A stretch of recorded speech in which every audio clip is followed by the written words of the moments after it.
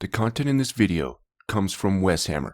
Please check out his channel, and the original video will be in the description. Thank you. Welcome to A Christian Reacts to Warhammer 40k, and today we're going to be reacting to the 40k Timeline Explained by WesHammer. But before we get into the video, I was invited to a Warhammer 40k fan project, which was like 4 or 5 months ago, and I already got my lines in and everything.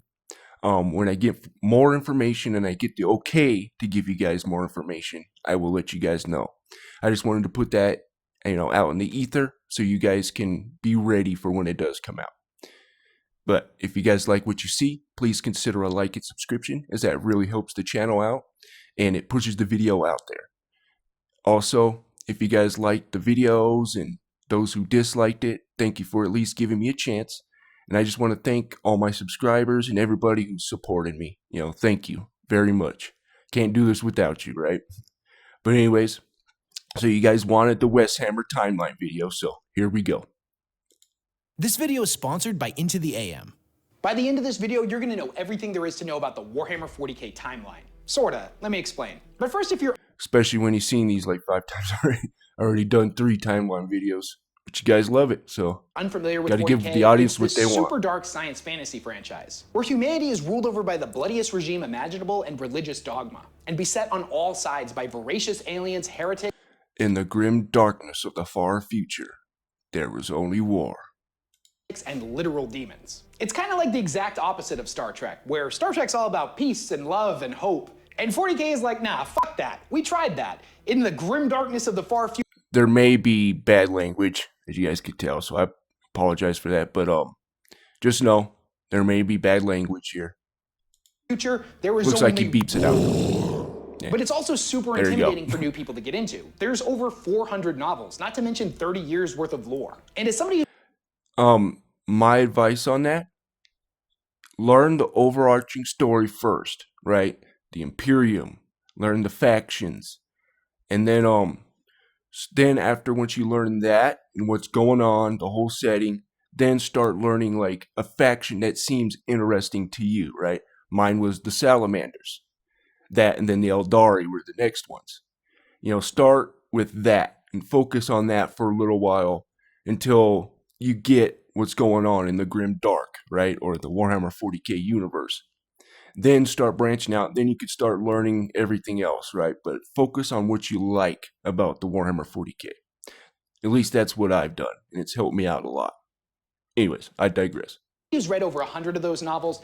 Most of those events, albeit important, don't really contribute to you knowing what's going on in the franchise. So today we're going to take the entirety of the 40k. So I don't focus on the books. If you're new, don't really focus on the books just yet, right? Learn the story, get what's going on, learn the chapters, the Space Marines, the Eldari, all that stuff first. Then you can start, reading books and stuff. And because a lot of them don't really have much to do with like the main overarching story, but there are some that do, like the devastation of Baal and all that. Anyways, I digress. A timeline and boil it down to just the basics. Just those critically important time periods that you need to know about in order to understand 40k. Because if I was to try to explain the plot of all of those books in order, we would be here for like 10 hours. So with all that out of the way, let's dive in where the timeline truly begins. 60 million years ago with the War in Heaven. The War in Heaven and its surrounding events can arguably be said is where the timeline of 40k begins. To understand this, we need to know about the Necrons and the Old Ones. You see, before the Necrons became the undead metal robots that we know in the 41st Millennium, they were a species known as the Necron tier. Most records on this time are unfortunately incredibly fragmentary, and what we do know... So, of course in the Bible, right, you have these 2 factions of angels going, right? One of the realm of light, one of the realm of darkness. But also, what's interesting is that you have this character, Lucifer, right? In which he's literally called a man. I know I've said this many times, but he's literally called a man in Isaiah 14:16, right? And it also says there were nations, which is very interesting. So there seems to be something going on before Adam, right? This is all before Adam, in my opinion. So there's this War in Heaven, right? But then you also got these factions on Earth, which weren't necessarily human, we'll just say. But anyways, I digress.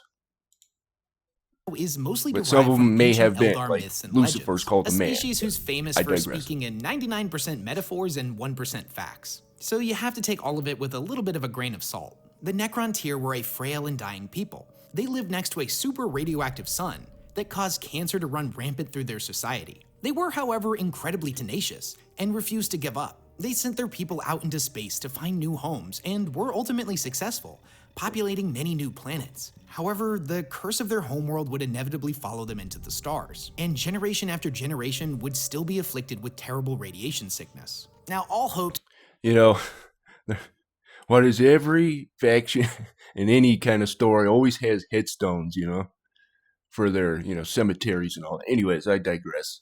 Seemed lost Not for important. The Necrontyr, but that all changed when they encountered an incredibly advanced alien species known as the Old. Absolutely insane, and they seemingly had unlocked the secrets to immortality. Now, the Old One's primary goal was to seed life throughout the galaxy, placing microscopic organisms on barren worlds across the cosmos that would later develop into fully sentient species. And it's even rumored that the Old Ones played a role in the development.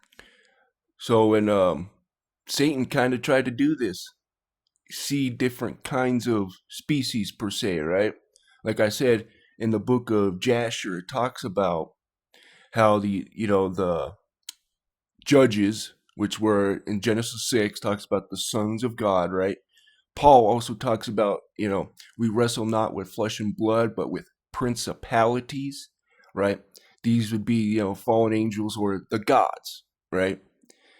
And they came down, they intermingled with the seed of man, we'll just say, and created their own type of creations, right? And it even says humans. They taught humans how to mix one species with the other. This is in Jasher 4, and it corroborates the Genesis 6 story, right? So, very interesting. Of our own species. When the Necrontyr encountered the Old Ones, they begged them for help, but unfortunately, the Old Ones would end up refusing them. Now, they were sympathetic to the Necrontyr's plight, but basically told them that their fate was their own, and they were the masters of their own destiny. That the Old Ones just didn't want to get involved. Now, this infuriated the Necrontyr, and they declared war on the Old Ones. And that's kind of how Satan works. He kind of does everything in the shadows and behind, and he lets everyone else do things for him, right? Because he's smart, right? And there's laws that you can't break, that he knows that if he breaks, he's done for, right? So, anyways, I digress. this went about as well as you could expect it to. The Necrontyr were nowhere near as capable as the Old Ones, and basically got stomped into the dirt every single time they attacked. Now, this would all change when the Necron discovered a new species known as the Catan, who were basically giant, formless, star-sucking vampire star gods that were masters of the physical universe. Each and every one was a wheel. These guys, you could call them what are called the Cosmocrators in the Greek.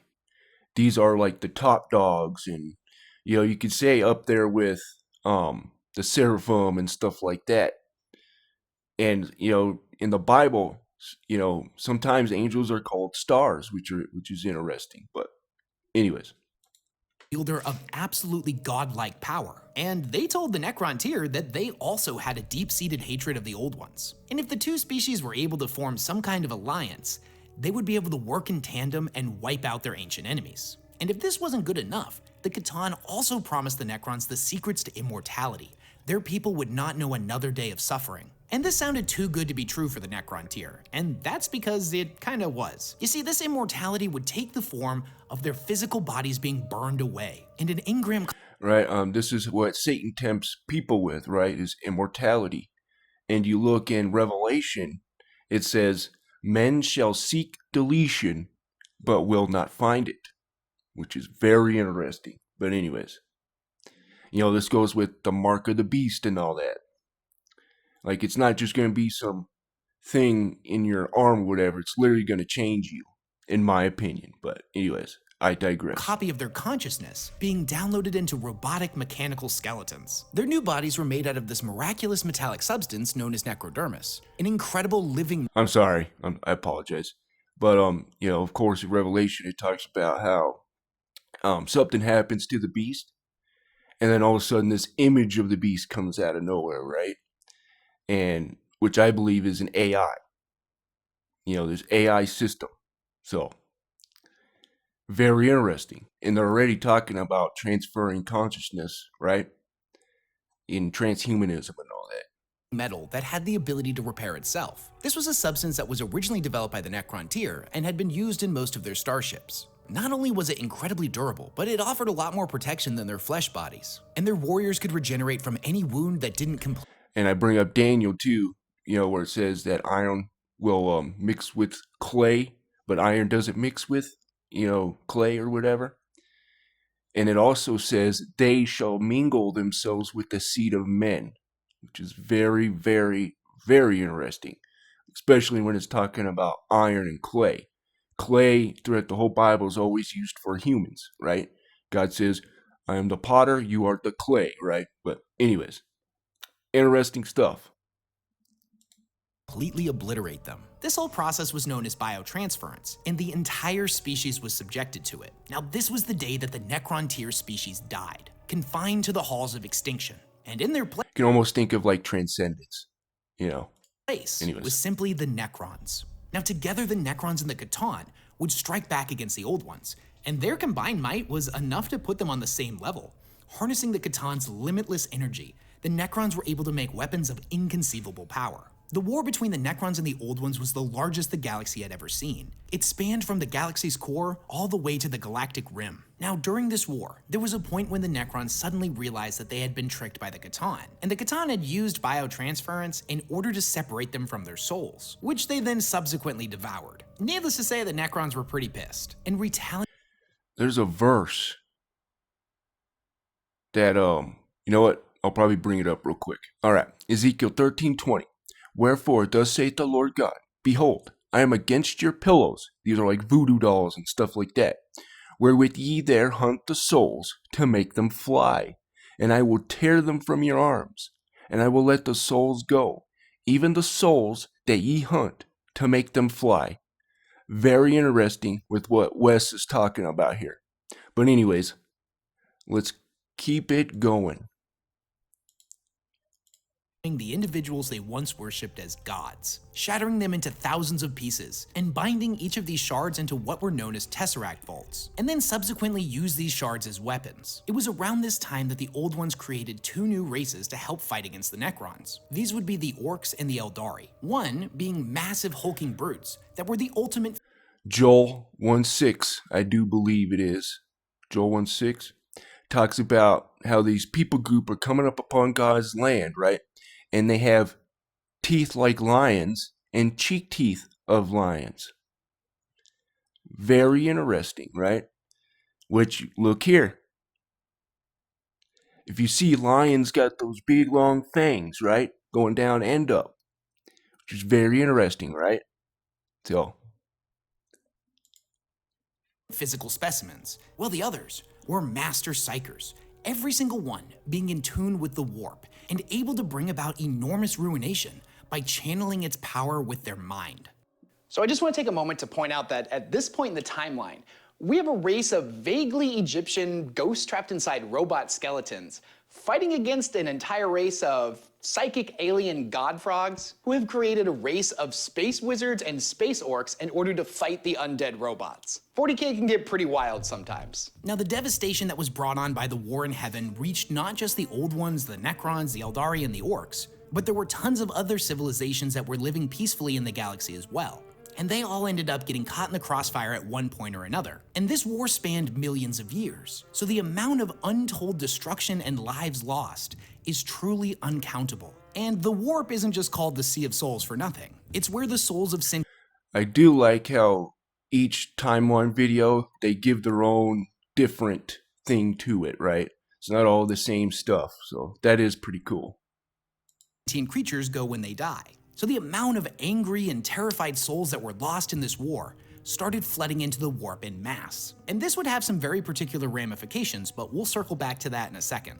Now, it was around this time that the Necrons started experimenting with Blackstone, an incredibly bizarre material that has the ability to either channel and amplify the energies of the warp, or nullify it completely. So the Necrons built massive spires made out of Blackstone and placed them on thousands of worlds across the galaxy. Hundreds of thousands of years later, these would be known as the Blackstone Pylons. Now, the Necrons' original purpose for these isn't really stated, as their major significance to the storyline wouldn't really become apparent until around the time of the Black Crusade. But I'm getting ahead of myself. As creatures solely of the physical universe, with no ability to manipulate the warp themselves, fighting against a race that was all about psychic powers, it's pretty easy to assume that the Blackstone Pylons were meant as a defense network, as negatively charging their energy could create a massive nullified area of spacetime where psychic powers couldn't be utilized. And this would serve as a powerful defense network against their enemies.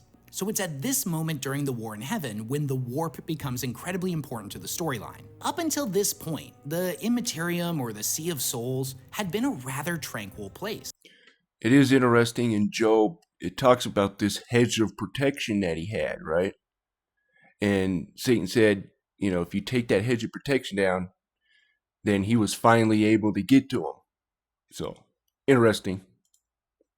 You see, the warp is a mirror universe, a reflection of our own, but it's a realm of emotion, rather than tangible substance like that found in the physical universe. Now, there had been sentient species across the galaxy for a pretty long time at this point, and there had certainly been wars and hatred and anger and all of those negative emotions, but they had never existed quite on this scale. A single planet that has a bunch of people that can't really get along and a bunch of negative feelings isn't quite the same thing as a galaxy-spanning war. And the absolute massacre of an inconceivable amount of people across the entire galaxy for a massive period of time caused the warp to become incredibly unstable. The peaceful creatures that lived in the Sea of Souls were twisted into horrifying nightmares. And during the events of the War in Heaven, the warp became the realm of chaos. And if that wasn't bad enough, the psychic allies that the Old Ones had created for themselves, who were directly acting as conduits for the warp, would end up tearing holes in reality and causing what was known as the Enslaver Plague. Massive amounts of these warp-born monstrosities, known as Enslavers, ripped This is the first time I'm hearing about this. That's cool. Into our universe and spread out across the cosmos, devouring any sentient life they could find. They flooded into the Old Ones' bastions, drawn to them like moths to a flame. The Old Ones in their weakened state were in no position to fight them off, and it is believed that they went extinct. Now, admittedly, everything gets kind of blurry here, and we're not 100% sure what exactly happened to them. But after the war had concluded, the Necrons were left in a fractious state. They had taken inconceivable losses, and the Eldari had risen to power and were slowly expanding and taking over the galaxy. If the Necrons had tried to fight them after an all-out war with the Old Ones, they more than certainly would have perished. So the Silent King ordered them to go to sleep within their tomb worlds and set the timer for 60 million years. He believed that by this point the Enslaver Plague would have run its course, and would have dissipated back into the warp. Also, the Eldari surely would have died off by then, and whatever species was left over to inherit the galaxy wouldn't be ready for the godlike creations of the Necrons, who would then reclaim what was rightfully theirs. Now, the time between the War in Heaven and the rise of humanity is a time mostly dominated by the Eldar, who were left to inherit the galaxy after the war had concluded. They knew a time of peace like no other, as every other sentient species had no hope of challenging them. So they could pretty much do whatever they wanted. Now, here's the thing about being immortal and having no wars to fight. You got a lot of free time on your hands. So the Eldar got really into the arts and other leisure activities, pursuing pleasure instead of violence. Now, this started off normal enough. At first, they pursued music, poetry, sculpture, theater, and pretty much any artistic pursuit you can think of. But over 60 million years, these pursuits of study started getting boring to them, and their desires started to take on a much more hedonistic and depraved form. But we'll circle back to that shortly. Now, millions of years after the War in Heaven had If I saw a girl do that, I'm going the other way. Later. concluded, far from the Eldar Empire, there was a tiny little planet known as Earth, where a new species was coming into its own. So why is the rise of humanity and the birth of the Emperor so important? Now, 40k is a franchise that focuses on a lot of different characters and factions, but the human perspective is arguably the main one, as most of the novels and stories focus on the humans. And the storyline of humanity in 40k sees them rise to power and then have their empire crumble around them, only to rebuild but be set in a new dark age. Probably the most famous quote that's associated with 40k summarizes this pretty perfectly. Forget the promise of progress and understanding. For in the grimdark future, there is only war. So to understand how we ended up there, we need to know where humanity began. But before we dive into that, I've been getting a lot of comments from you guys asking where I get these super dope t-shirts from. They actually come from this really cool clothing company called Into the AM. And here we go. This week's sponsor. You guys want that? Designs super unique and colorful, but the shirts themselves are also really high quality. They're incredibly soft, and they feel thicker than a normal t-shirt. Also, as a guy who is blessed with the genetic lottery with a naturally big chest, long torso, and short legs, I appreciate that their shirts are a little bit longer than most t-shirts. I can't tell you how many times I've found a graphic tee that I really like, but after one or all right, there you go. You got enough of that.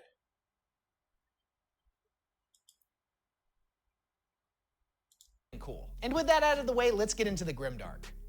The timeline of humanity in real life. If you want to check those out, there you go. Similar events, all the way up to the present, with one big golden difference, and that would be the Emperor of Mankind. Now, the individual that would come to be known as the Emperor was born. Now, what is interesting, Lucifer, literally, or Hillel, you know, the Hebrew form of that, literally means the shining one, which is interesting. And you have these characters like in India, the Nordics, right, who are also called the Shining Ones, which is very interesting. I just learned that a couple of days ago. I knew Hillel meant the Shining One, but there was also these entities called the Shining Ones, so like the Nordics and stuff. Born around the year 8000 BC. You see, there was a group of individuals known as the Shaman, each one of them an immensely powerful psyker, much like the Eldari. And with the exception of the Eldar, psykers were insanely rare at this point in time. It wouldn't be until tens of thousands of years later when psykers started popping up much more regularly in human populations. Back then, it was more of a 1 in 10 million type of situation. So the shamans foresaw a great apocalypse coming, and humanity would need a being of inconceivable power in order to stand against it. So all of the shamans sacrificed themselves to infuse their psychic essence into a single individual. This creation was what they referred to as the New Man, the first in a line of superhumans that represented humanity's eventual evolutionary path. The Emperor, who at this time was known as Neo. You know, the Bible has, says that Jesus is the second Adam, right? So, interesting. Was born to mortal parents and lived in a Neolithic tribe. As the boy aged, he became not comparing the Emperor to that Jesus. He was unlike any other person on the planet, capable of great and amazing acts of psychic might. He witnessed the barbarism of ancient man firsthand when his uncle killed his father. Calmly and without wrath, the Emperor issued a single thought and stopped his uncle's heart as punishment for his crime. The young boy realized that if humanity was to survive, it would need law and order. Now you see, he was what was known as a perpetual, an immortal being that could never truly die. Neo would then keep himself hidden for thousands of years, guiding humanity from the shadows. Now every now and then, he would step forth and fill in the role of some type of leader figure, a politician, a doctor, a general, or even a messiah figure apparently at one point. He would spend this period of time guiding humanity on the path he had envisioned for them, making sure that certain events carried out according to his plan. I do believe, at least from the talk online, that he was never Jesus or something like that. I know some people are saying that he could have been Jesus or whatever. Some say Saint George, but at least from what I can see, not Jesus. But anyways. That were tens of thousands of years in the making. And Alexander the Great. The Emperor would gather other perpetuals to his side. This included Urda, a childhood friend of his, and the woman who would eventually become the mother of the Primarchs, and possibly most famously, Malkador the Sigillite, although he technically wouldn't meet him until somewhere between the 20th and 30th millennium. When it comes to early human history, the period between 8000 BC to 15... I actually just did a Warhammer 40k lore in the Bible thing on that. Also, I forgot to say, at the beginning, I do Warhammer 40k lore in the Bible shorts, if you want to check those out. Can't believe I forgot that. 1000 AD is often referred to as the Age of Progress. During this time, powerful nations rose and fell, with the Emperor popping up in disguise every now and then to coax humanity in the direction of his choosing. Now, there's a lot of evidence to support the fact that the Emperor had godlike cognitive abilities, and could foresee the path humanity would need to take step by step to achieve impossible outcomes. Humanity would eventually develop the means of space travel and would colonize the entirety of the Sol system. Mars would be terraformed and became a habitable space much like that of Earth. Well, the asteroid belts would give rise to massive mining operations to provide the young species with everything that it would need to create some of the most advanced pieces of technology the galaxy had ever or would ever see. And this was a good thing too, because at this point, Earth was steadily running out of all of its natural resources. The Age of Progress would officially come to an end when humanity set its sights outside of their star system and sought to colonize distant worlds. And the next era that we're moving into was known as the Dark Age of Technology. So why do I feel like the Dark Age of Technology is so important for you to understand? You see, this was the height of humanity's power, where we lived in a golden age and can do pretty much anything. A lot of the mythologies and stuff like that talk about this golden age, right? And in my opinion, this would be the pre-Adamite civilization, right? Where the gods were ruling and stuff like that. And that's when the rebellion happened, right? And in Isaiah, talks about how God did not create the world tohu, or in vain, or void. He made it to be inhabited. Well, what does Genesis 1:2 say? That the earth was formless and without void, or without form, sorry. And darkness was upon the face of the deep. And the most revealing thing to me was learning the deep is an actual entity. So, in Ezekiel, I think it's 32, so Ezekiel 31:4. The waters made him great. This is talking about the Assyrian, right? Number 2 in command of the Dark Kingdom. Anyways, the deep set him up on high with her rivers running about his plants, and sent out her little rivers into all the trees of the field. This is a Leviathan, but this is Tiamat, right? Hela, Gaia, stuff like that, right? Where she's got these rivers, in Hades and stuff like that, or this realm of darkness, or the shadow of death, right? And in the Norse mythology, in Niflheim, there's a well with many rivers going out from it. Very interesting. And by the way, hell is where we get the word hell from, at least in English. So it's very interesting. And her name is Hel, or Hela, in Norse mythology. Okay. If you notice here, it's a her. So when you see in Genesis 1:2, something happened between verse 1 and verse 2, to where darkness was upon the face of the deep. So something happened there, in my opinion. And in this golden age, you have the mythologies talking about how they would live a long time. There was food always, and all that stuff. That's why it was called the golden age, right? You can go look this up. But very interesting. All right. Most of the really cool equipment that you see in 40k that's used by humanity can trace its origins back to this time. For example, did you know that the Baneblade, one of the largest tanks that the Astra Militarum uses, was originally just a scouting vehicle during the Dark Age of Technology, at least according to its STC. Also, the suits of power armor known as Terminator armor that the Space Marines wear was originally... STCs are kind of like USB things, where they have a bunch of information on it, schematics and stuff like that. Mining equipment during this time. Now that's a little bit of a misnomer. The Emperor created those suits specifically for war, but their underlying technology, all of the protective equipment inside of it, was either used for mining the asteroid belts or as a protective system for people who had to work on plasma generators. And one of the most important things to understand about what 40k even is its humans' continued existence after the collapse of their utopia. So the Dark Age of Technology lasted from the 15th to the 25th millennia.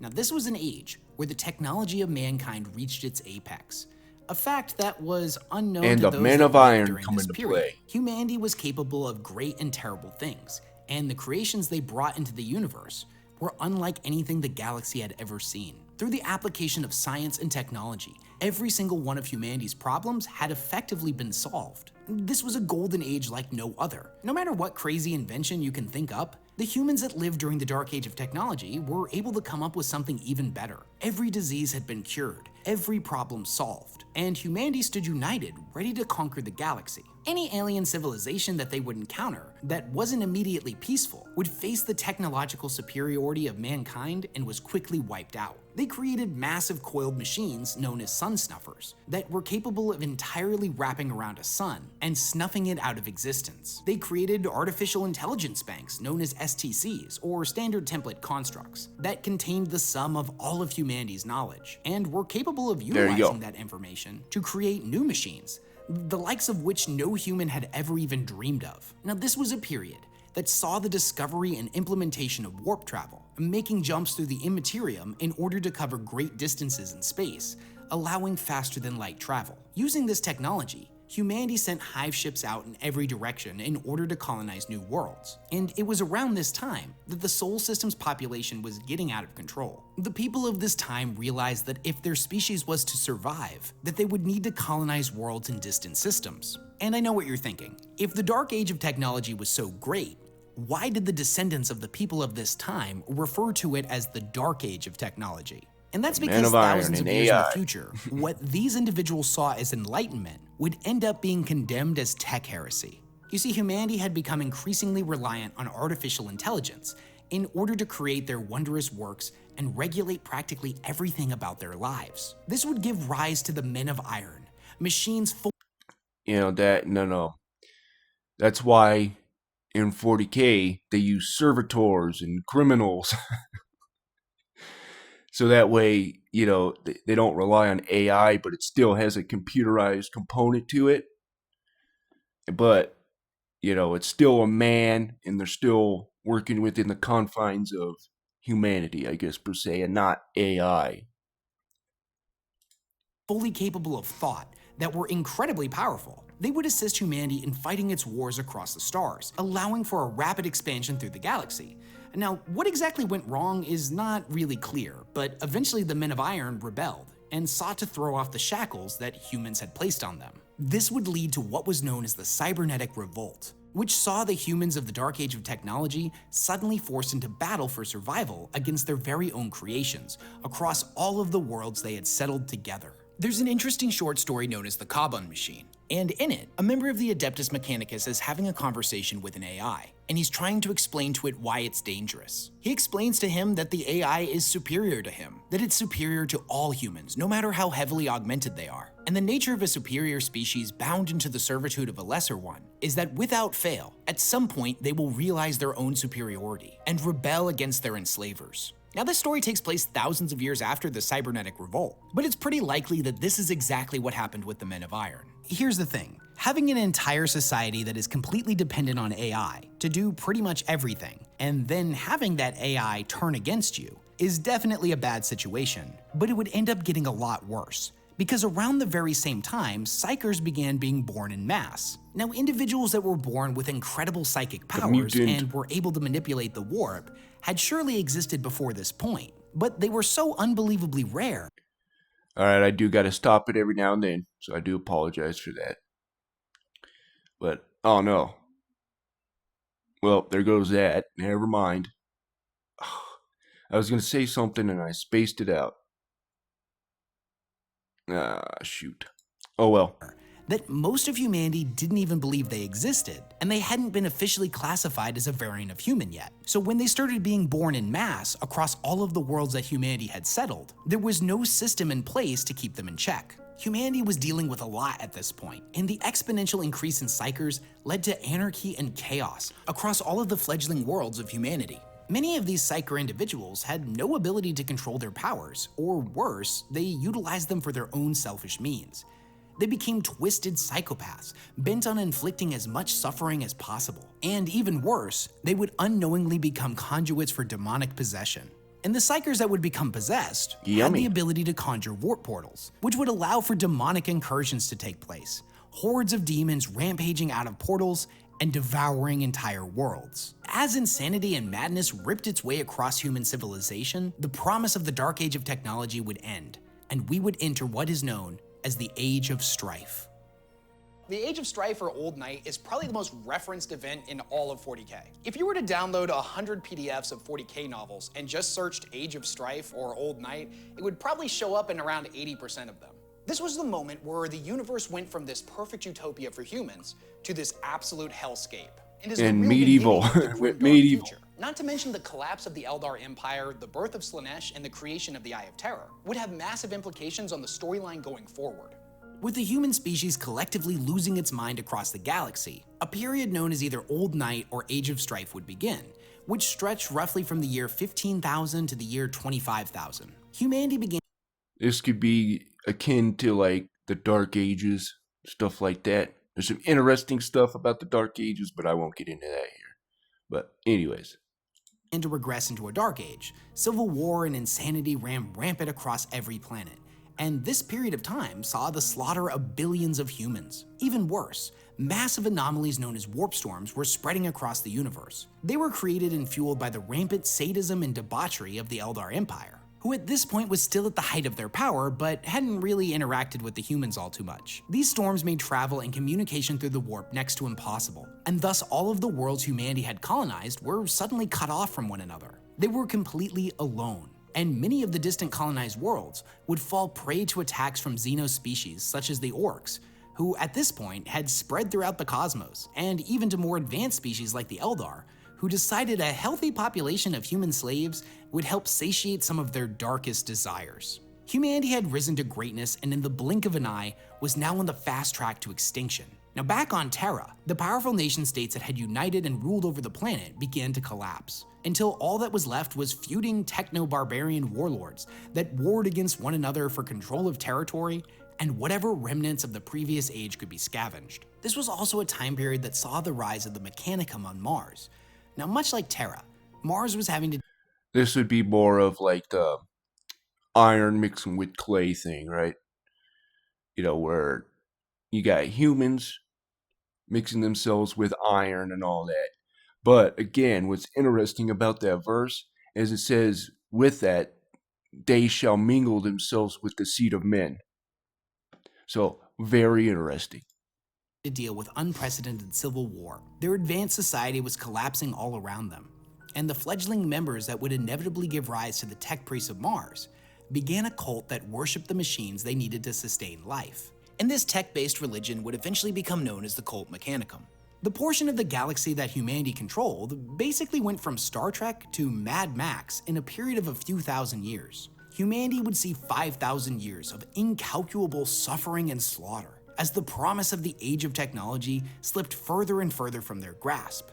Now, despite the odds, the human spirit somehow endured, and humanity would inevitably survive. Now, meanwhile, the Emperor was yet to reveal himself, but he had borne witness to every moment of human civilization for the past 30,000 years. And in his study of the warp and the subsequent warp storms, he knew something terrible was about to happen. And he wasn't alone, as back over with the Eldar, a group of them which would later become known as the Exodites, were horrified by what was happening to their people, and foresaw a great calamity coming. The Exodites fled their empire, seeking to colonize new worlds and live a more honest and primitive life. For all intents and purposes, the Exodites basically became the Amish of the Eldar. Now, all of the sensations that the Eldar people were experiencing, pleasure, ecstasy, suffering, and anguish, were being experienced on an incomprehensible scale, all of which generated a psychic footprint in the warp that was growing larger and larger every single day. Now, eventually, a breaking point was reached, and the chaos god of excess, also known as She Who Thirsts or the Prince of Pleasure, was born. And when this new chaos god came into existence, it ripped a hole in our universe. I believe Isaiah 34 talks about the screech owl, which in Hebrew is Lilith. You can go look that up in Strong's Concordance, look up screech owl, and it'll literally bring up Lael or Lilith, which stands for female night demon, right? And also when you look at Inanna, she literally looks like an owl. And the Egyptian goddess, we'll just say. So, very interesting. But that's why we consider a Slaanesh type. Because in that verse, it talks about their mating, and it's like this mating ground, right? This big orgy type thing. So, yeah. Universe. Depravity and its resulting itself. birth scream sent a shockwave of psychic energy out in every direction. And also with that comes what is called the starfire. Very gross, by the way. Let's just say it's female juices. They drink female juices of her female juices. Let's just say it's gross, disgusting. Anyways, that obliterated the population called of the hundreds starfire of Eldar worlds for thousands of light years. The souls of all the Eldar killed in this way were subsequently devoured by Slaanesh, and a similar fate would end up haunting all of the survivors as well, as from this point forward, whenever a member of the Eldari died, Slaanesh would be there ready to devour their soul. Now, I do know that Slaanesh is not necessarily male or female, or both. You know, in pagan societies, godhood was considered to have both sides, you know, androgynous. You know, they have the feminine and masculine aspects. So, deep within the warp, Slaanesh would then go about murdering all of the Eldar gods, the only survivors being Isha, the goddess of healing, Chegarak, the god of laughter, and Cain, the god of war. Although he technically ended up... I think I've been saying that wrong. Chegarak? I've been saying Segarak. But anyways, so Chegarak? Let me know if I got that right or wrong in the comments. Because I've been saying Segarak, but is it Chegarak? Anyways, I'll have to do something on your knee, too.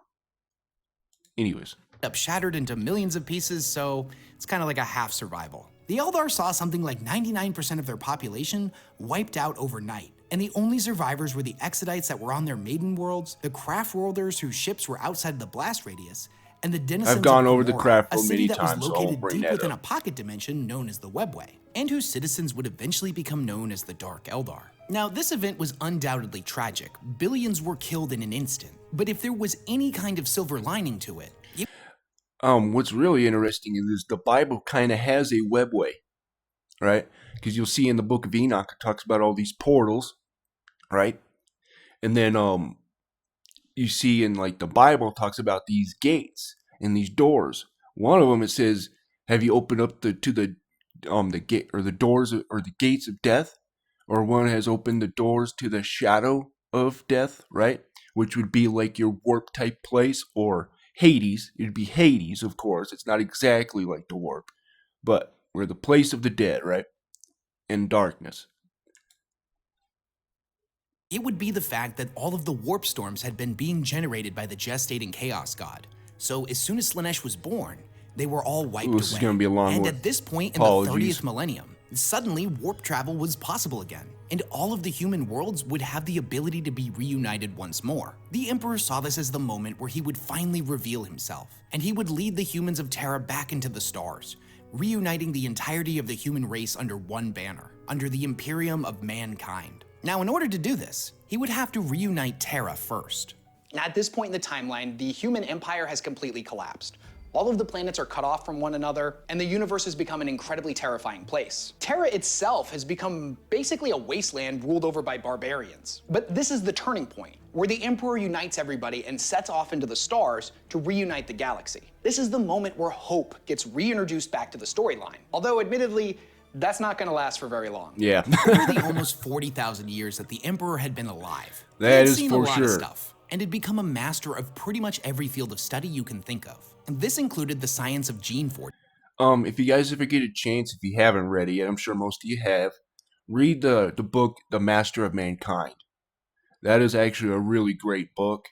And it kind of explains to you, you know, that, and shows you that the Emperor isn't necessarily, you know, all-knowing, right? And all that. And you see his humanity, kind of. But you also see that he is very powerful, right? And that he does know what he's doing. He has a plan and stuff like that. But he doesn't necessarily know, I guess, the way to explain it. He doesn't know. I'll let other people explain that better, because I can't find a good way to explain it. I would say that he has that future plan, but getting there, he doesn't know, because he doesn't see Horus, right? Falling. But anyways, we'll get there when we get there. And through this, the Emperor would create... And especially when he talks to Ra and Demion, you know. It's a pretty cool conversation they have. Two of his own superhuman factions, the Custodians and the Thunder Warriors. The former being the pinnacle of humanity. Ra is a custodian. The ultimate creation, functionally immortal and the peak of physical and mental perfection.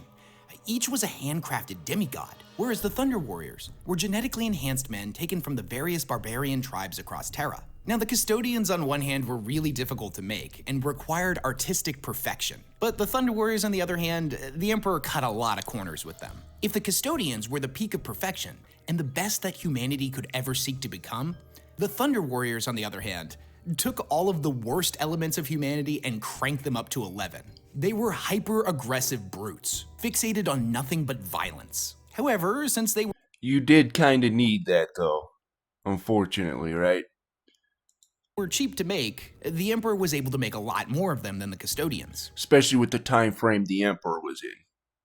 Now, one by one, the Emperor and his armies toppled all of the techno-barbarian warlords. The time frame the Emperor and had. Any small nation that had started either bent a knee to him or was destroyed. Now, at one point, he perfected the formula for mass-produced super soldiers and would cease production of the Thunder Warriors. The Thunder Warriors at this point were genetically unstable. They were prone to having shortened lifespans, and the longer they were in service, the more their minds would start to degrade. And supposedly many of them were starting to go crazy and were harder and harder to control. The Emperor believed that they had served their purpose, and he would have no need of them going forward, and thus he would order his Custodians to wipe them out.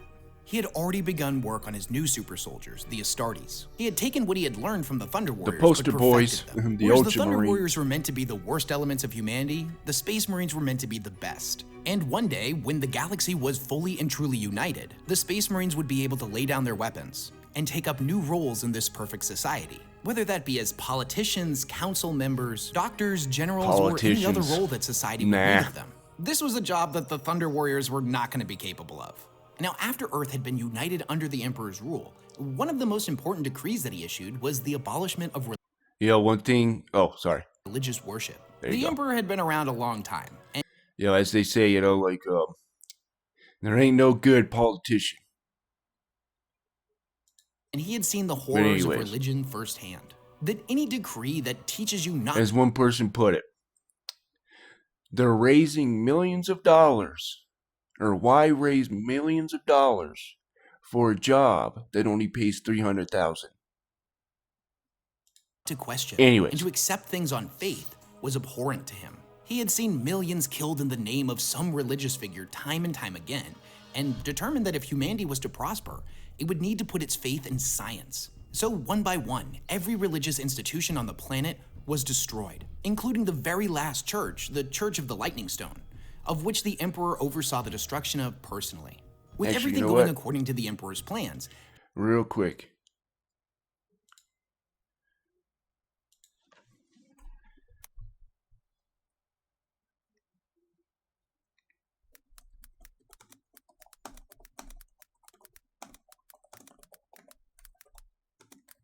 We're going to talk about Pangea. Right here. This is very interesting, and I don't know why the church doesn't say anything about this. Genesis 10:25. Unto Eber were born 2 sons. The name of one was Peleg, for in his day was the earth divided, and his brother's name was Joktan. So, let's go what this earth is. Where is it? The earth. Eretz. Earth, land. So these aren't talking about humans. Earth, land, right? Common country, earth, field, ground, land, nations, way. From an unused word probably meaning to be firm, the earth at large.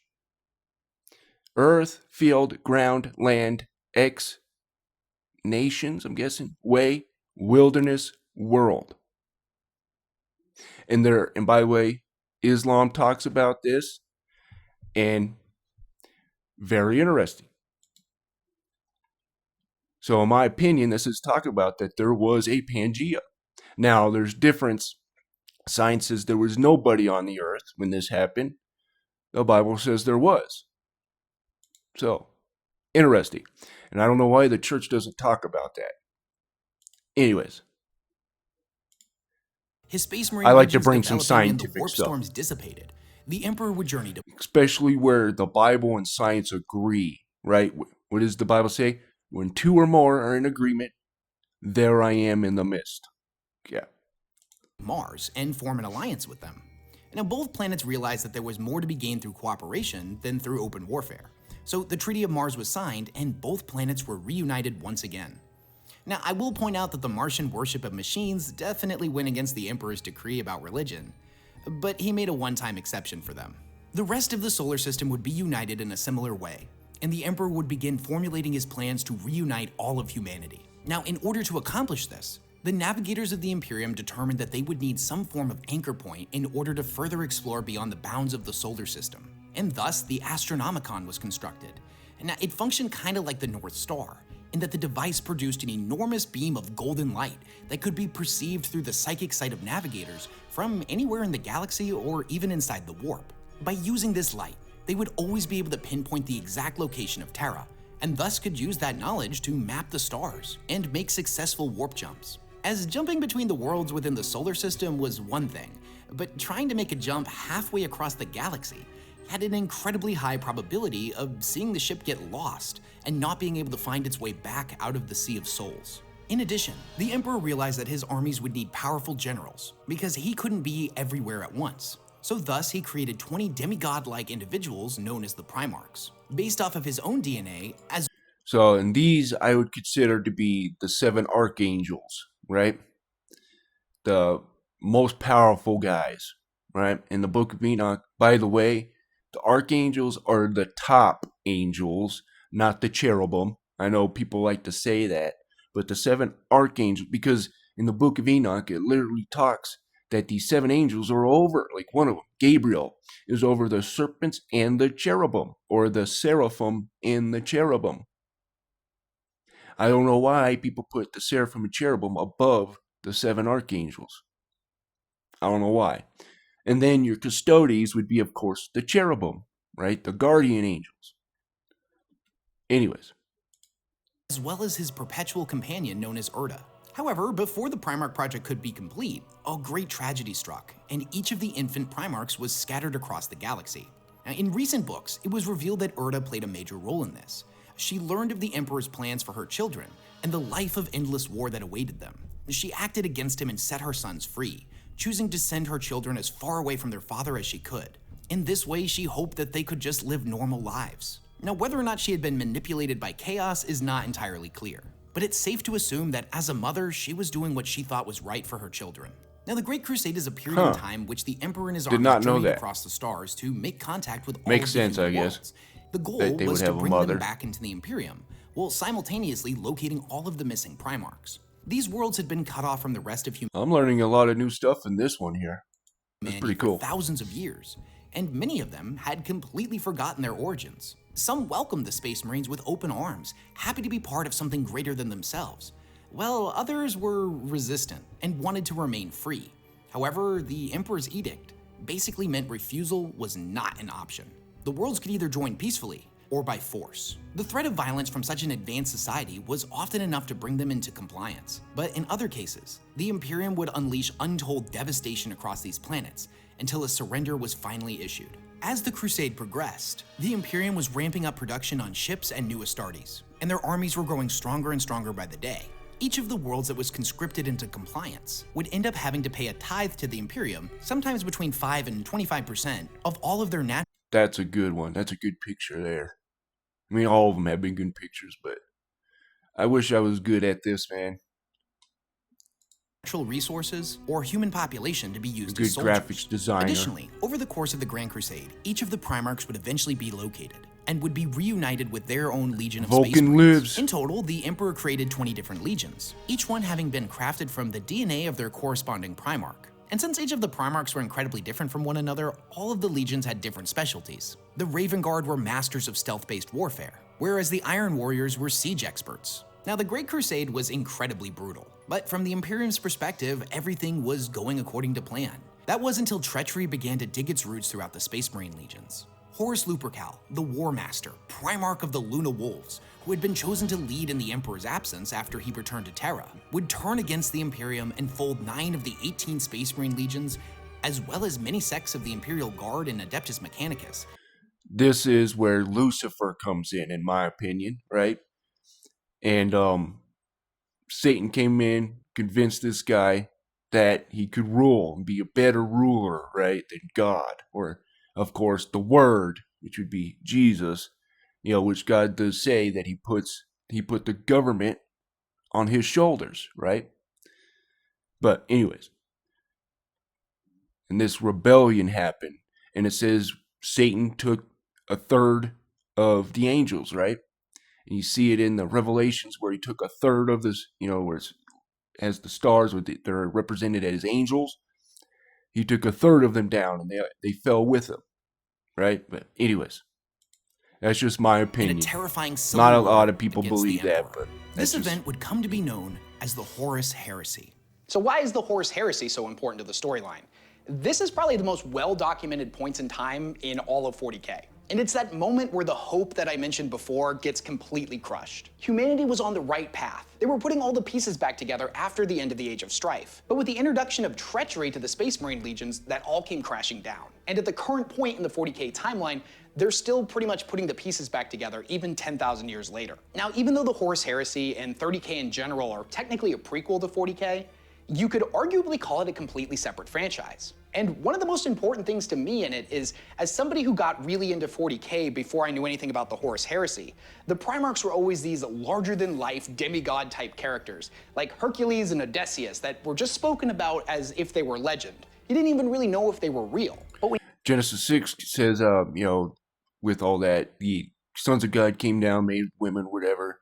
It says they created giants, and then it says these are the men of renown, or the men of old, men of renown. So, very interesting.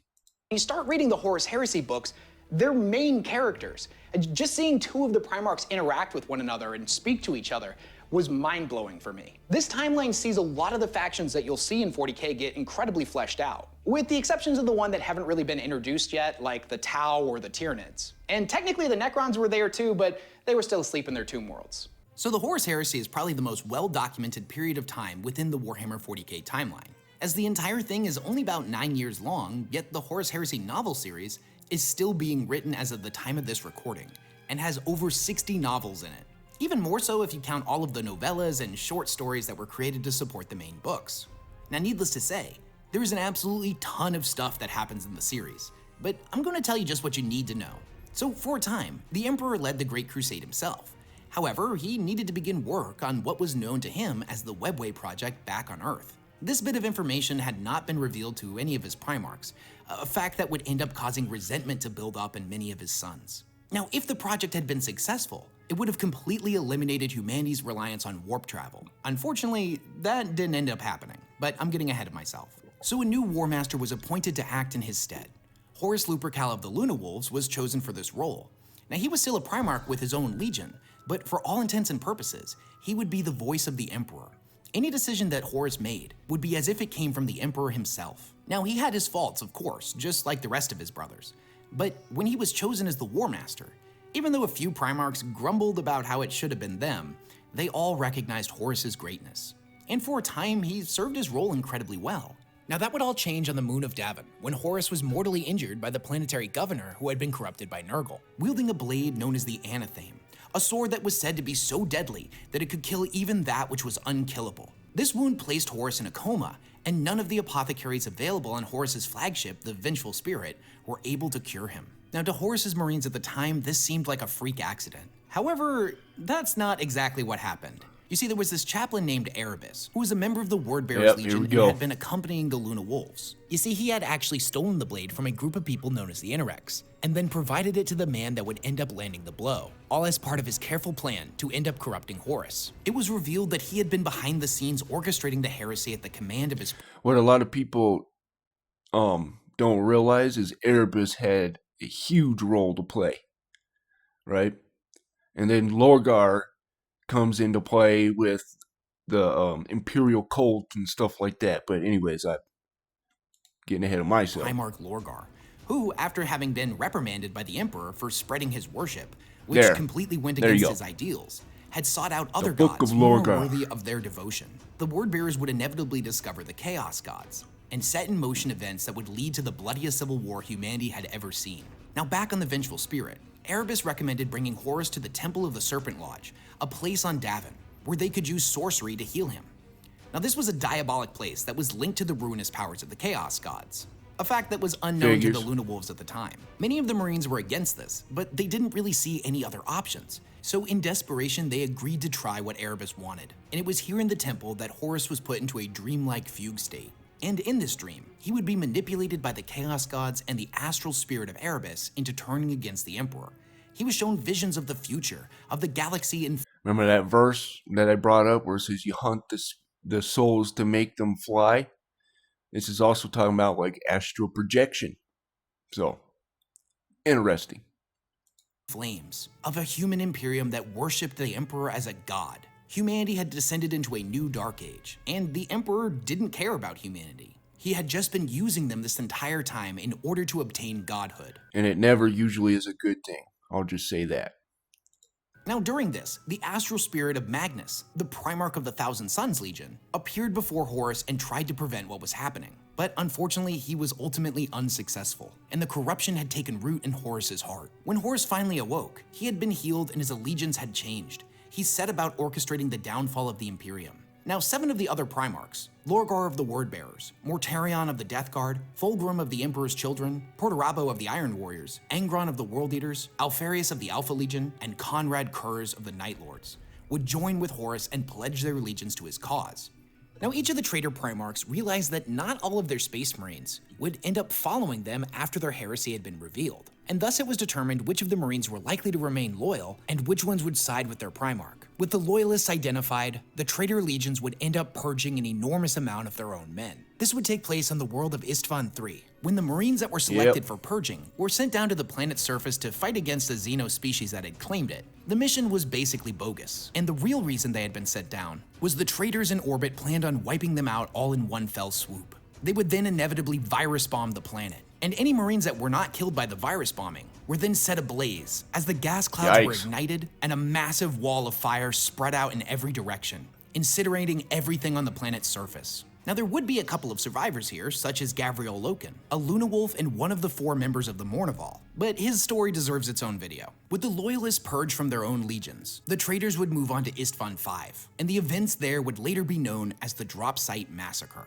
The traitors would end up calling for aid from many of the other Loyalist legions, specifically the legions that they felt they wouldn't be able to turn, no matter how convincing their argument. These included the legions and Primarchs of the Iron Hands, the Salamanders, and the Raven Guard. The combined forces of the traitor legions would open fire on their own brothers here and slaughter them to a man. The Primarch Ferrus Manus of the Iron Hands was killed by Fulgrim during this battle, but the Primarchs of the other 2 legions, Vulcan of the Salamanders and Corax of the Raven Guards, would ultimately live on. However, their legions were reduced to a mere fraction of what they once were. The Raven Guard, for example, were said to originally have 80,000 Space Marines, but after the Drop Site Massacre, that had been reduced to 5,000. Shortly after these events, and halfway across the galaxy, Magnus of the Thousand Suns would seek to warn the Emperor of Horus's betrayal. He's the one that used, sorcery to try to stop, Horus and say, that it wasn't a good thing, but then here he is using sorcery straight from chaos and all that. But anyways, I digress. He did this by astral projecting all the way to Terra. He felt like sending a message the old-fashioned way wouldn't get there in time, or worse, could have been intercepted by the traitors. And shortly before this, all psychic powers had been banned at the Council of Nicaea, so in attempting to warn the Emperor, he was directly going against his orders. But Magnus was doing what he felt he had to. Unfortunately, he would end up being manipulated by the Chaos God of Treachery, Tzeentch, and ended up destroying a psychic barrier around the Sol system that the Emperor had placed to keep the forces of chaos at bay. Magnus's astral form burst into the throne room, unaware of what he was doing, and hordes of demons followed him in. The Webway project was destroyed, and the Emperor ordered the Space Wolves and Leman Russ to bring Magnus in and answer for his crimes. However, the message was intercepted by Horus, who changed the order to kill Magnus and the Thousand Suns, and burn their world of Prospero. The Space Wolves followed their orders and decimated the planet. In a desperate attempt to save his legion, Magnus made a pact with Tzeentch, who warped him and his surviving sons off of Prospero and to the planet of the sorcerers, a world deep within the Eye of Terror. Later, Magnus would pledge loyalty to Horus, not out of some form of malice like his brothers, but because he had directly been betrayed by the Imperium. The War Master would lead a horrifically violent crusade against the Imperium, working ever closer towards Terra and the Imperial Palace. Eventually, the traitors would siege Terra. Horus had been infused with the power of all of the Chaos Gods, and in a great climactic final battle, would engage the Emperor in combat. Still seeing the good in his son, the Emperor would end up holding back, not unleashing his full power. Yep, that's a parent for you. Yeah, that would suck, having to put down your son, who was an evil, or who became evil, or whatever, you know. That would be hard to do. Hoping desperately that Horus could still be saved and redeemed. In this moment of weakness, Horus managed to land a mortal wound on the Emperor, and with that, the Emperor realized that there was no saving his son, that he had been completely lost to him. So the Emperor unleashed his full power and obliterated Horus so completely that not even his soul survived. Now, in order to keep the Emperor alive, the Astronomicon was quickly converted into a makeshift life support system. The Emperor's psychic might would be used to power it, and the machine would keep him from truly dying. And here the Emperor would remain for the next 10,000 years, his physical body little more than a decaying corpse, while his spiritual body was free to roam the warp, and by all accounts, has been growing stronger ever since. Now, one of the greatest ironies of 40k is that since the Emperor is a perpetual, if he was to physically die, he would be reborn. This is a fact that the other members of the Imperium are not aware of. So over the last 10,000 years, they've been doing everything they can to keep him alive. But if he had just been allowed to die, he would have come back. The traitor legions would be pushed back from Terra. With the War Master dead, their siege had failed. And in the period of that is the Imperium in a nutshell. Time leading up to the 31st millennium, an event known as the Scouring would take place, where all of the traitor legions were hunted down and forced into exile within the Eye of Terror. After the heresy had fully concluded, the Imperium was left to put all of the pieces back together. The Emperor was gone, the traitor legions had been pushed back, and a period of rebuilding took place. In order to prevent such a tragedy from ever happening again, a council of representatives known as the High Lord... If you saw that Aquila there, Esdras, which is an extra biblical book, but it is in the 1611 King James Bible. But anyways, talks about this three-headed eagle, that the middle head disappears and it becomes this two-headed eagle, which the right head, after a while, turns up and eats the left head. Very interesting. But anyways, we won't get into that. So, and if you look, all these empires had this double-headed eagle, right? And a lot of it has this crown on top, this kind of like Vatican type of crown on top, which is very interesting. But I won't get into that. Lords of Terra were implemented to rule in the Emperor's place, each coming from a different background and having different goals and objectives rather than the Imperium being ruled by a single individual. Now, that being said, they were also supposed to quote-unquote interpret the Emperor's will. Additionally, Guilliman, Primarch of the Ultramarines, would propose that the Space Marine legions be broken up into chapters, each of which containing no more than 1,000 members. The idea was that if treachery on this scale had happened once before, then it could inevitably happen again, and no single man should have the power of an entire Space Marine legion at his disposal. Many of the Primarchs did not agree with this, namely Vulcan of the Salamanders, whose legion had been reduced to just a mere fraction of its original power, or Rogel Dorn of the Imperial Fist, who viewed this action as a further weakening of the Legion's strength, after they had just concluded the bloodiest civil war in their history. Regardless of how they felt, the book that Guilliman had penned that outlined how all of the chapters should be organized, known as the Codex Astartes, was eventually implemented, and all of the legions were broken up. The 10,000 years between the Horus Heresy and the 41st millennium, I think each chapter could only have 1,000 after that, is where the bulk of 40k lore takes place. This is where the majority of the books are set.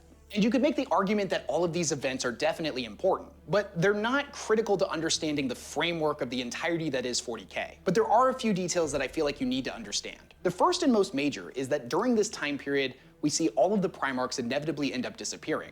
and all for various reasons. Leman Russ dives into the warp, headed off after the traitors. Corvus Corax disappears in shame after he tried to rebuild his legion by cutting corners, and inevitably accidentally made a whole bunch of Raven Guard abominations. And Guilliman was mortally wounded by his brother Fulgrim, and subsequently put in stasis, so it's kind of mirroring what happened with his father. In the span of this 10,000 years, we'll also see the Damocles Crusade, where the tower... Guilliman, he becomes, or he's alive now.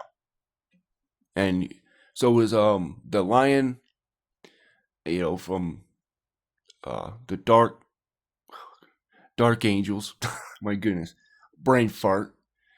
Lionel Johnson is his name, and those are the only two that are alive right now.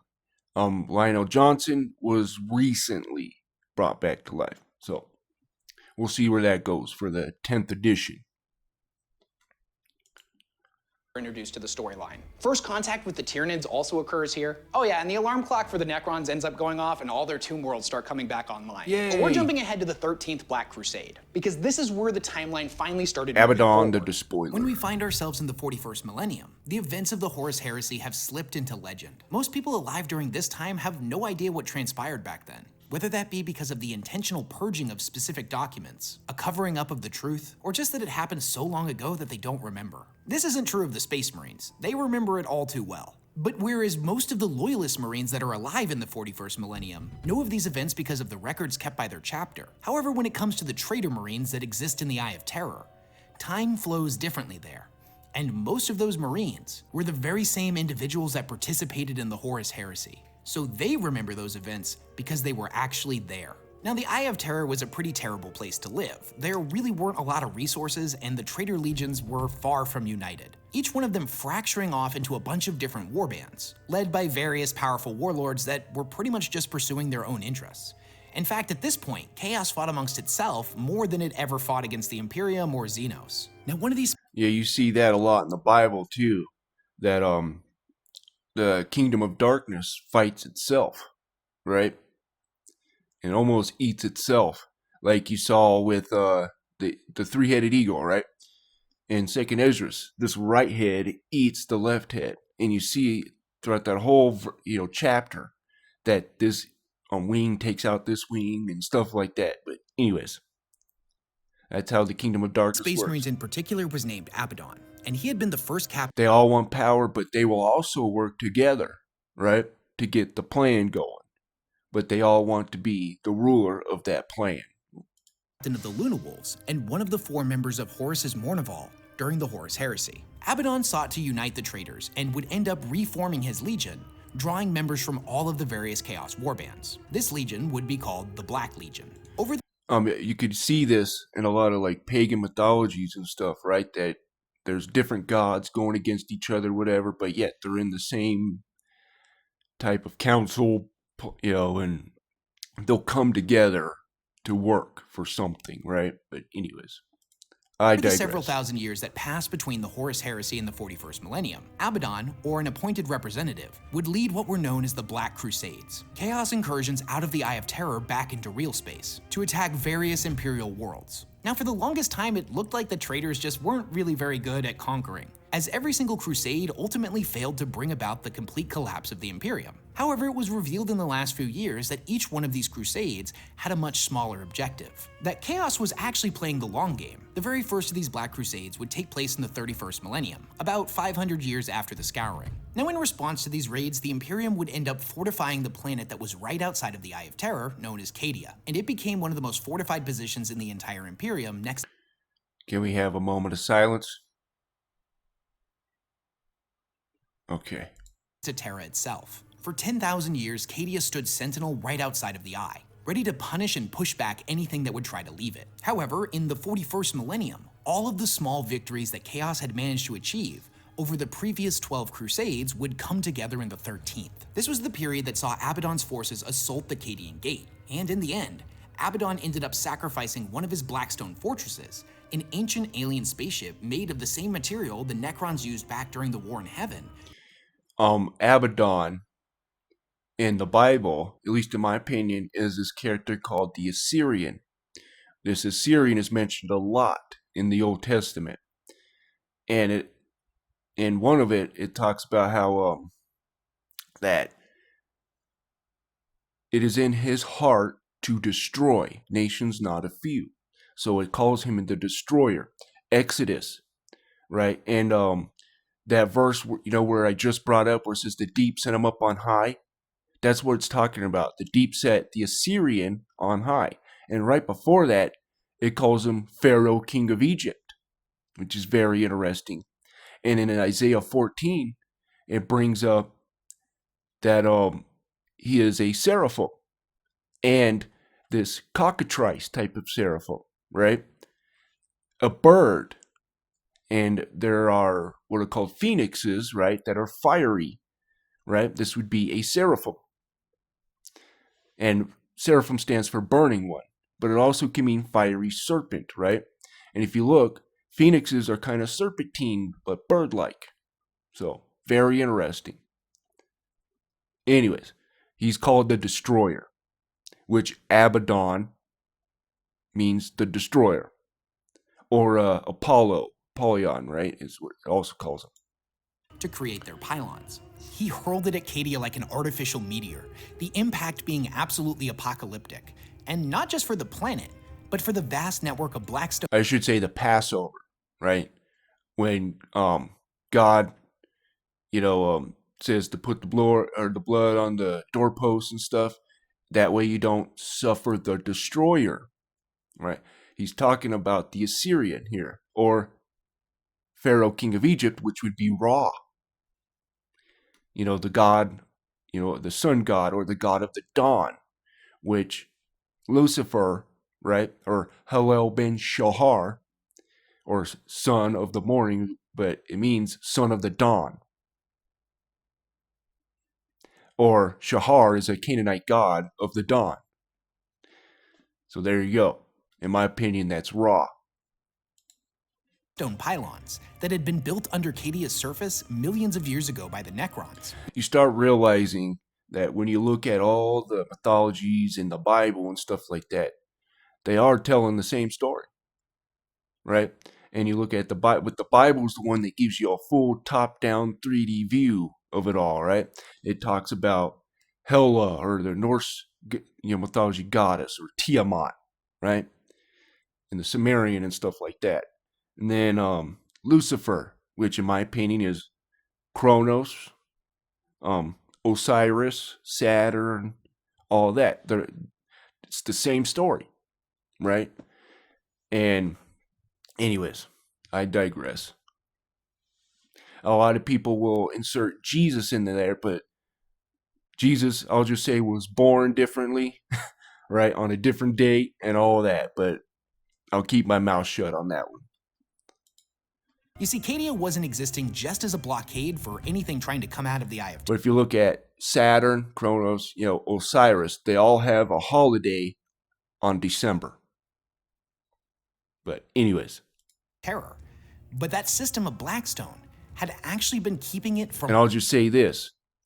It says there that when Jesus was put in the manger, that all of the animals were out. And so were the shepherds out at night. I'll just say you don't do that during the winter, at least in my experience. But anyways, I digress. Growing. With Cadia destroyed, the Eye began to grow out of control and would eventually spread all the way across the galaxy. This was known as the that one's probably going to get me in trouble, but more commonly I'm here to give you the Great truth. Rift. It split the universe completely in half, and all of the Imperial worlds that were on the opposite side of Terra were suddenly plunged into darkness and were cut off from the rest of the Imperium. To say this was a massive victory for the forces of chaos is a gross understatement. This was single-handedly one of the most devastating events in the entire history of the galaxy. And after the forming of the Great Rift is the time period we currently find ourselves in the 40k timeline. Recent events have seen the resurrection of Guilliman, who's come back to lead the Imperium, and is pretty horrified by what he's seeing. Yeah, as it's been completely dominated by superstition and religion, where they worship his father as a god, even though thousands of years ago he specifically told them not to. During this time, we would also see the rise of the Primarchs Marines and the induction of Guilliman's Indomitus Crusade, which sought to reunite the world. Couldn't they just updated the models and made better armor or something like that instead of making the Primarchs Marines, which doesn't really fit too much in the lore? And then this Belisarius cowl. Anyways. I digress. On the other side of the Great Rift. But these are all topics that we'll dive in more in future videos. That's just my opinion. That's everything that I feel like you need to understand about 40k in order to understand the storyline. And the things that I chose to leave out, it's not that they're not important. It's just that things like the Age of Strife and the 13th Black Crusade end up being a lot more. There's a guy called Northern Exile. I might do a video reacting to him one of these days. He's got a really good opinion on that, in my opinion. So if you want to check that out, his name's Northern Exile.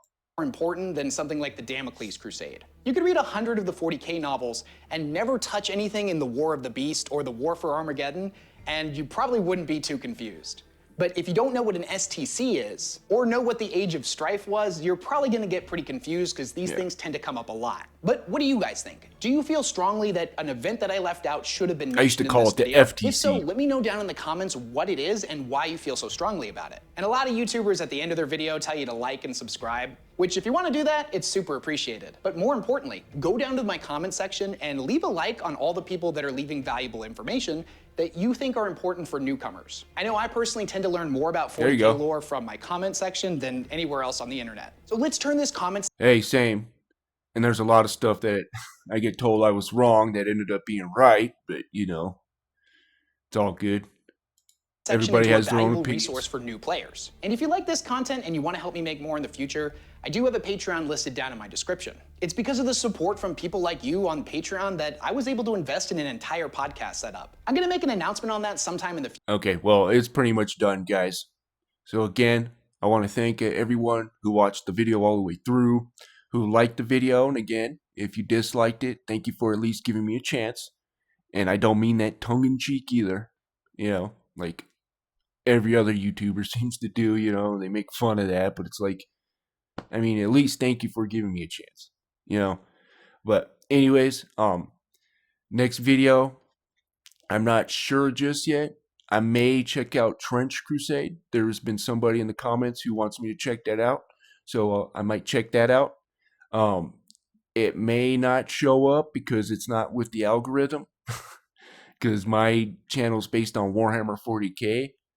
So I don't know how that will go. It may go well, may go not so well. But anyways, thank you guys for watching, and you guys have a wonderful day.